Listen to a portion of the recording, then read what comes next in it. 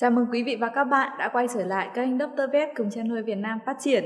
Hiện nay, bên cạnh sự phát triển về chất lượng, sản phẩm về chăn nuôi truyền thống như trâu, bò, lợn, gà, để làm phong phú thêm các sản phẩm chăn nuôi đáp ứng nhu cầu đa dạng của thị trường, thì ngành chăn nuôi nước ta đã phát triển và bổ sung thêm nhiều đối tượng mới, trong đó thì có chăn nuôi chim cút. Mô hình chăn nuôi này đang phát triển khá nhanh vì chuồng trại đơn giản, vốn đầu tư nhỏ, ít mắc bệnh và diện tích nuôi không cần quá rộng, thời gian thu hồi vốn nhanh, thịt và trứng chim cút khá rẻ, ngon và được thị trường ưa chuộng. Tuy nhiên, giai đoạn nuôi khó nhất khi nuôi chim cút đó là giai đoạn úm, vì tỷ lệ hao hụt giai đoạn này là cao nhất nếu không biết cách chăm sóc. Khi chuẩn bị chuồng úm có rất nhiều lưu ý nhỏ cần được các chủ trại quan tâm, trong đó có những công tác chuẩn bị sao cho những chú chim con nhanh chóng thích nghi với môi trường, giảm stress cho chim và giảm các bệnh xảy ra trong giai đoạn tiếp theo. Vậy làm sao để úm chim cút giảm tỷ lệ hao hụt nhất? Và sau đây mời quý bà con cùng Dr. Vet đi tìm hiểu. Thứ nhất, chuẩn bị khu úm. Khu úm chim cút ảnh hưởng trực tiếp đến năng suất và hiệu quả kinh tế của mô hình chăn nuôi giống chim này. Chim cút là loài có sức đề kháng tốt, tuy nhiên khi úm chim cút thì cần phải đảm bảo các yếu tố kỹ thuật để chim phát triển khỏe mạnh. Chim cút là loài ưa khô nên khu vực nuôi cần cao ráo, thoáng mát, tránh ẩm thấp để dễ sinh bệnh cho chim. Chuồng trại cần kiên cố, có mái che tốt và tránh hiện tượng mưa bị ướt dột. 1. Lồng úm hoặc quây úm. Trong quá trình úm thì có thể úm bằng lồng hoặc là úm dưới đất bằng quây. Đối với úm bằng lồng thì kích thước lồng cần chuẩn bị như sau. Kích thước trung bình của một lồng úm là 1,5 x 1 x 0,5, cách nền 0,5 m. Khung lồng bằng thép cây, có thể tận dụng gỗ nhưng sẽ không được bền bằng thép. Vây xung quanh và đáy bằng thép lưới mạ kẽm 2,5 mm, ô vuông 0,8 x 0,8 cm, dùng thép mạ để hạn chế han rỉ. Mỗi lồng có thể úm khoảng 200 con chim non. Với lồng úm này, nếu nuôi nhiều thì cần chi phí chuẩn bị lồng úm sẽ cao hơn.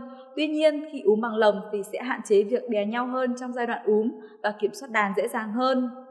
Về úm bằng quây úm cao khoảng 45 cm. Tại sao lại lựa chọn chiều cao này? Vì với chiều cao trung bình của người Việt Nam thì với chiều cao này thì chúng ta có thể dễ dàng bước ra bước vào, thuận tiện cho quá trình cho chim ăn, chim uống. Quây chim thì có thể sử dụng rất nhiều loại như là tôn.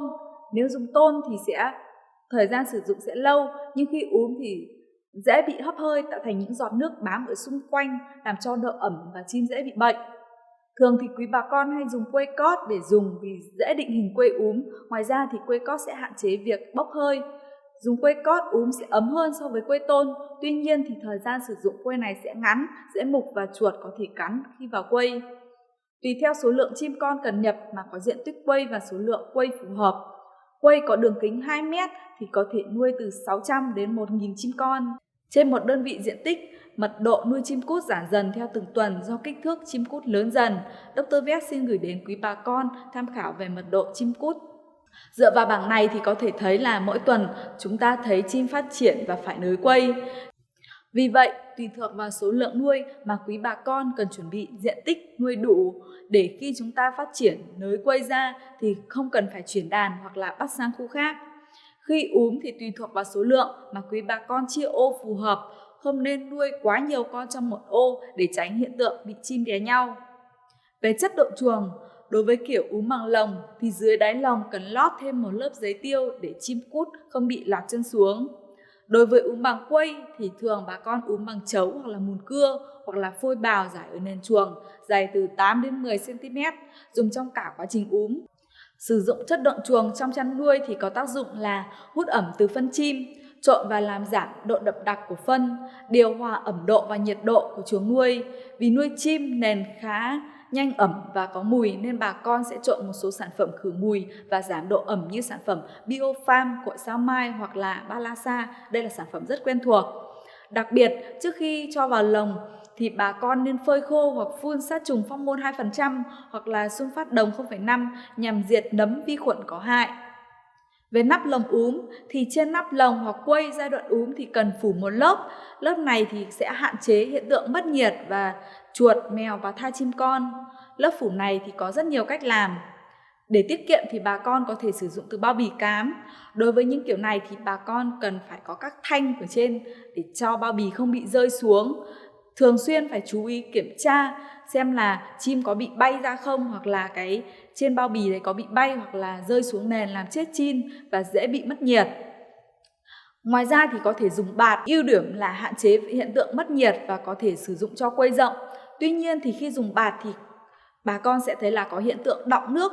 Đối với hiện tượng đọng nước thì nguy hiểm cực kỳ cao, bởi vì khi mà đọng nước thì làm độ ẩm cao. Dùng chiếu hoặc dùng cót với lớp phủ này sẽ hạn chế hiện tượng đọng nước. Tuy nhiên thì quây thì cần phải chắc chắn, chi phí để mua sẽ cao hơn so với dùng bạt và bao bì. Tùy thuộc vào quy mô chăn nuôi, lượng chim nuôi mà có biện pháp sử dụng quây úm phù hợp. 2. Vị trí úm. Đặt quây úm hoặc lồng úm cần chú ý những điểm sau. Không đặt ở những góc tường vì khu này có độ ẩm cao. Không đặt ngay cửa ra vào vì sẽ hút gió, dễ dàng gây xáo động chim. Không nên đặt ở những chỗ quá giáp mép tường. Dr. Vet cũng đã đánh dấu những vị trí mà chúng ta hạn chế đặt lồng úm hoặc quây úm. Máng ăn, máng uống. Thứ nhất là máng ăn. Máng ăn trong giai đoạn úm nên để khay rộng. Máng ăn có thể làm bằng nhựa hoặc nhôm, nhưng không dùng máng có lòng máng quá sâu vì chim bé không với vào ăn được.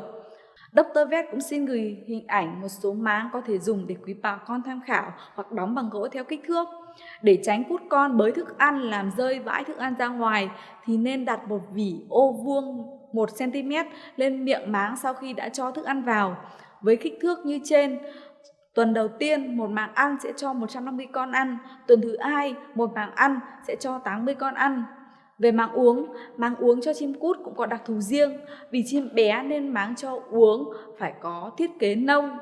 Máng uống tròn 250ml, 50 con trên một máng tuần đầu tiên, máng uống tròn 1000ml, 50 con trên máng tuần thứ 2. Dr. Vet cũng xin gửi hình ảnh bà con tham khảo về máng uống của chim cút. Máng uống cho chim cút cũng không nên chọn loại máng có lòng máng quá sâu vì chim cút sẽ khó uống, khi chim với vào uống sẽ dễ bị ướt người. Nếu có những máng như hình như trên thì bà con nên cho sỏi vào để chim khi bay nhảy sẽ không bị ướt. 3. Tiểu khí hậu chuồng nuôi. Thứ nhất là nhiệt độ. Bảng nhiệt độ cho chim trong giai đoạn úm, nhiệt độ sưởi trong tuần đầu là 35 đến 38 độ C và mỗi tuần giảm chừng 3 độ. Dr. Vet cũng xin gửi bảng nhiệt độ úm để quý bà con có thể tham khảo. Để đảm bảo nhiệt độ này cho chim thì cũng có rất nhiều cách để tăng nhiệt trong chuồng. Có thể dùng đèn điện. Ưu điểm của dùng đèn điện thì có thể tăng giảm nhiệt độ dễ dàng, tuy nhiên thì cần đảm bảo nguồn điện, có máy phát trong trường hợp mất điện. Ngoài ra thì có bổ sung nhiệt bằng máy sưởi hoặc lò than trên mặt đất hay dưới gầm như úm ở trên gà. Cách đo nhiệt độ.